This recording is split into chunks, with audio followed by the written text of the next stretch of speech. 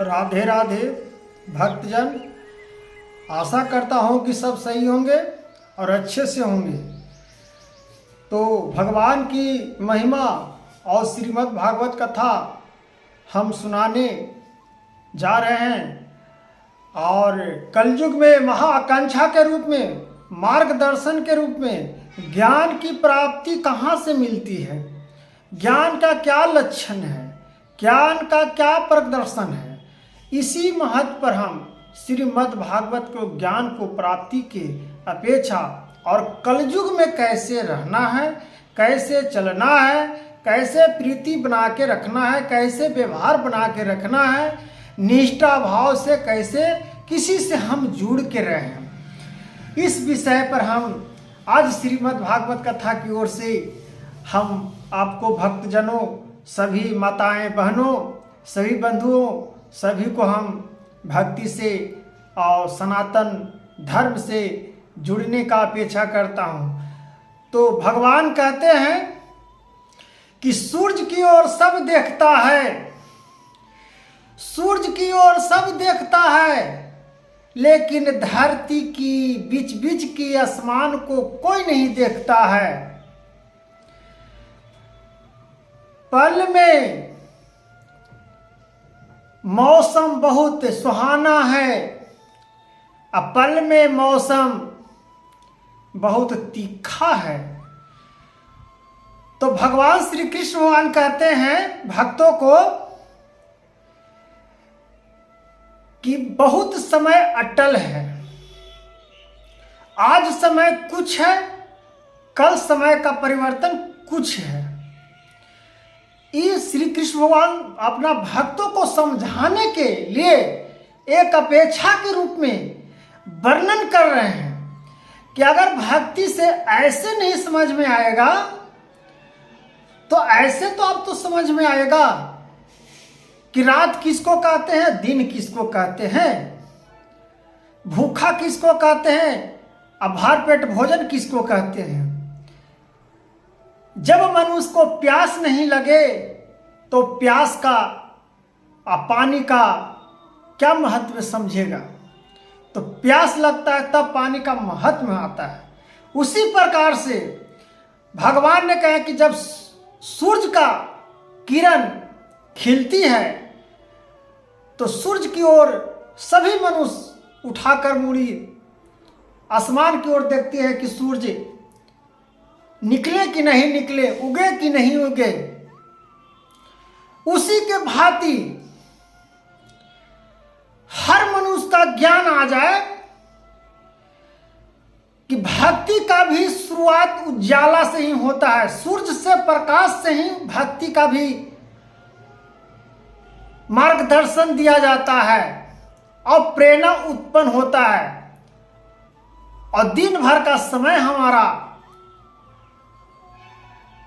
शुभ कामनाओं में मार्गदर्शन का उत्पन्न होती है। तो जिस प्रकार से श्री कृष्ण भगवान कह रहे हैं कि सूरज का ओर देखते हो कि सूरज निकला कि नहीं निकला, धूपा उगा कि नहीं उगा, उसी प्रकार से भावनाओं में भक्ति का अपेक्षा जगाइए कि सुबह उठकर हमको क्या करना है। भगवान का भक्ति करना है कि चोरी चमारी करना है कि कहीं और कुछ काम में जाना है। इस परिवर्तन को ही भगवान ने समझाए हैं कि अपेक्षा के अनुसार, ज्ञान के अनुसार जिस प्रकार से सूरज उगती है उसी प्रकार से तुम मेरा नित्य दिन भक्ति करो। तब तुम्हारा देखो कि जिस तरह से सूरज की किरण तपती है, चमकती है, उसी प्रकार से तुमको भी शरीर पर हम मुंहों निखार, ज्ञान को भंडारा तुम्हारा बना दूंगा, ज्ञान का भंडार बना दूंगा कि कभी तुम नहीं भटकेगा, कभी नहीं विचलित होगा। हर प्रकार से मनुष्य विचलित हो रही है, हर प्रकार से मनुष्य का अर्थव्यवस्था बिगड़ रही है, अर्थ भावनाओं से गिर रही है। मन करता है कि भक्ति करें कि ना करें, कोई काम करें कि ना करें। उसी प्रकार से श्री कृष्ण भगवान, हे वासुदेव, हे देवकी नंदन, भक्तजन भक्तों की अपेक्षा में ज्ञानों को प्राप्ति के मार्गदर्शन में देते हैं। श्रीमद् भागवत को जिस प्रकार से समाजों कल्याण के लिए लिखे हैं और महाभारत का आकांक्षा के रूप में सब समाज को बता कर गए हैं श्री कृष्ण भगवान किस प्रकार से युद्ध की परिभाषा समझना चाहिए, उसी प्रकार से भक्ति का परिभाषा समझना चाहिए, उसी प्रकार से सूरज का प्रकाश को समझना चाहिए कि आज कैसा समय है, कल धूप खिलेगी कि नहीं खिलेगी, कल बरसात होगी कि नहीं होगी, कल मौसम क्या करेगा नहीं करेगा, वायु क्या चलेगी क्या नहीं चलेगी, तो हम लोग को पता नहीं चलता है। जब हवाएं चलती है, वायु चलती है, तब पता चलता है कि वायु किधर दिशा चल रही है। तो इसी तत्व से हम लोग जानते हैं कि सारे तत्वों को हम लोग समझते हैं कि उजाला में ही तत्व है, अंधेरा में कोई तत्व नहीं लौकता है।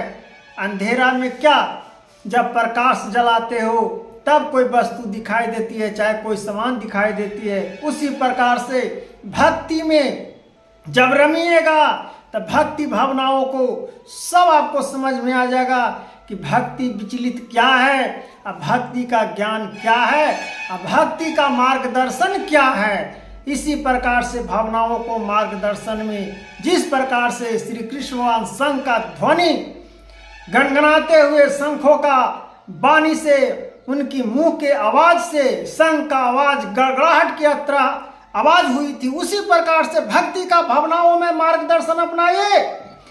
अब मार्गदर्शन अपनाकर भक्ति भावनाओं को हृदय में पैदा करिए। जिस प्रकार से भक्तजन मैं बता रहा हूं उस प्रकार से श्रीमद् भागवत गीता का महाआकांक्षा के रूप में श्री कृष्ण भगवान के रूप में देखिए, श्रीमद् भागवत का ज्ञान का रूप देखिए। हर प्रकार से आपका मार्गदर्शन का ज्ञान का प्राप्त होगा, न आपका विचलित मन होगा, न आपका कभी घबराहट होगा।